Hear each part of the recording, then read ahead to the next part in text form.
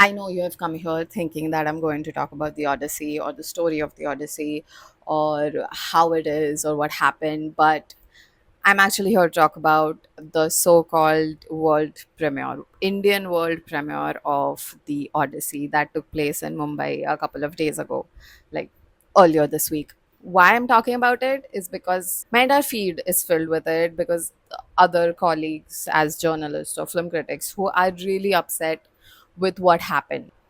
I didn't go to it. I'm not in Mumbai. I'm in Delhi. So I wasn't even thinking about going it. But after listening to everything that happened, I really feel like I'm glad I didn't go it. Christopher Nolan has shown his love for India in so many ways by keeping us part of his movies, by visiting the country so many times. But he literally made a big difference by choosing India to be the place where the movie will be shown for the first time to the audience, other than family members and friends, which Matt confirmed happened a couple of days ago before the world premiere of the movie. And this is not the first time an international star has visited the country for the premiere or done interviews or anything. It's not the first time, but the story is always the same. So, for a normal Indian Bollywood movie, essentially there is a screening for the stars and like family and friends. There's a screening for like VVIP film critics, and then there is a screening for like normal film critics. And if you're really sure that the movie is going to do good, you have a screening for the entire press, like reporters, journalists, whoever. If you are invited, you can come and watch the movie. Now, the difference between keeping a press screening specifically for film critics and reporters is kind of important, because if you're watching the movie as a critic, there you can't go on the vibes. You need to really watch the movie. And if it is open for everyone and anyone, the theater really becomes a room of like just a bunch of friends sitting and watching. So there is talking happening in the background, there's people clicking pictures. And in the last few years, it really just has been influencers taking over these press screenings. So basically, there's like a bunch of people who are just here, not even for the movie, not even for the vibes, not even for the plot, just to make content. So imagine, as a critic, you are watching a movie and there is someone in your view, like right there or right there, with the flash on, trying to make content of themselves, of watching the movie, so that they can post it after watching it.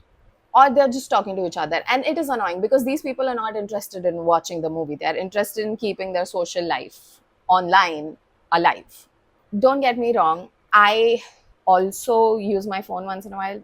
I'm not saying I'm a saint, but as a journalist and as a critic, I respect the proximity of where I am and how it might impact the people around me. On my phone, I legit have a separate screensaver or a background which is completely black, because if I'm working the day that I have to watch a movie, I at least do not disturb the people around me. Also, I have the privacy screen guard so that nobody can actually get affected by the light. But no, it's not the same when you have a bunch of influencers watching the movie. So the whole influencer part really, in general, pisses everyone off, if you ask any reporter or any journalist or any film critic. So everybody was really, really relieved and really, really happy when Universal Pictures announced that there will not be any influencers at the screenings of Odyssey.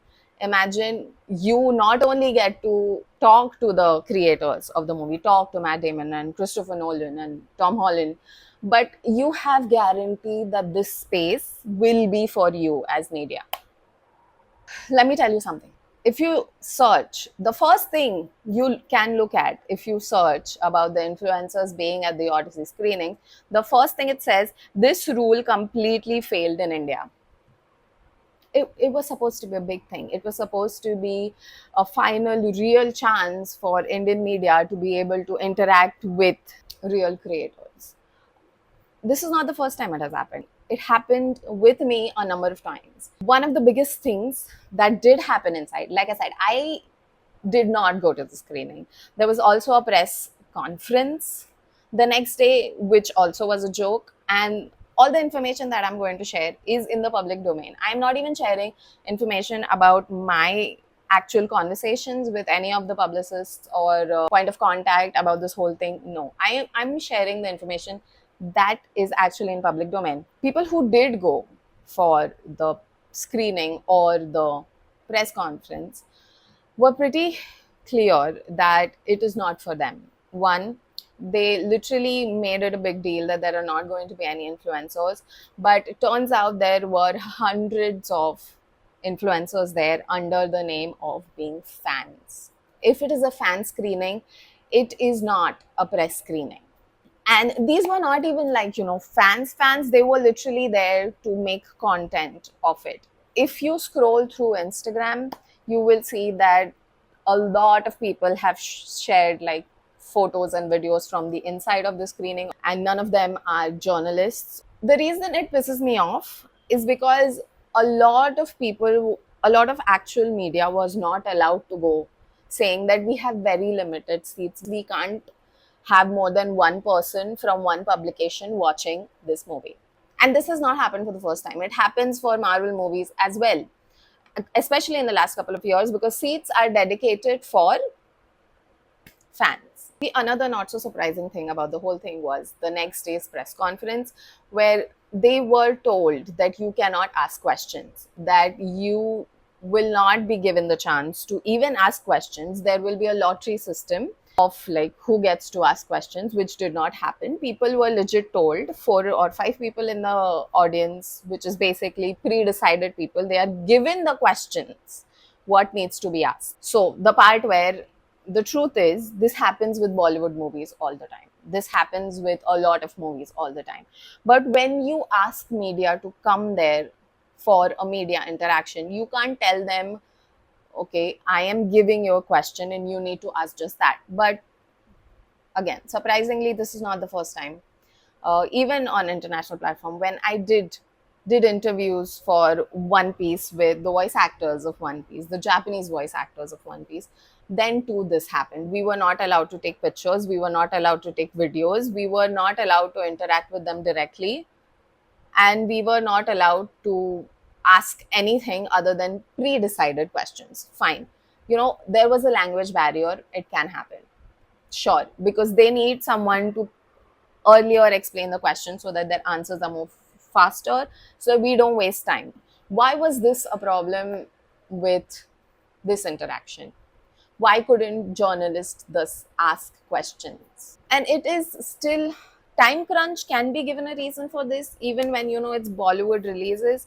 But really, everybody is just so media trained at this point. It is not that big of a deal. If somebody is asking a question, you either have an answer for it or you don't have an answer for it. They were also told not to take videos, not to take pictures from the event whatsoever. On what basis? It was supposed to be a press conference. It was called a press conference, but when they reached there, it was said it's a celebration of the movie and not a press conference. Like, you can't ask questions. It was also called a global mandate that you can't ask these questions. And it makes me wonder if this is going to set a very sad precedent on the global platform, that movies cannot be premiered in India. Like, it's not a thing. It is not going to happen. There's no point of foreign celebrities or artists coming to India for actual journalist or media interaction, because there was no Indian representation throughout this entire media event. No representation whatsoever. It's just going to make us look bad. There are only like 5 to 6 people probably who have created a name of Indian media on the global platform, and it is just them. Or if anybody else ever asks for an interview or an interaction, you are either looked down upon or you are not given the chance to have a real interaction. Even my interview with the Last of Us cast, after it happened, after I asked questions, it was with all other international journalists and it was virtual. So we were put into separate virtual rooms to ask questions. But again, we were not allowed to take pictures. We were not allowed to record our own interaction, and we were not given the access to the videos or the audio files. I had the access, but for only 2 days, so that I can actually transcribe it and publish the interview. The access was immediately revoked for the video and the audio, which means I have no proof whatsoever that I actually did the interview in the first place. Which brings me back to my question again, why is this happening to only Indian journalists? I don't understand. And with stuff like this screening of the Odyssey, it really does not set a good precedent that Indian journalists are just at the same level as international journalists. Maybe not all of them, but some of them, a lot of them are trying.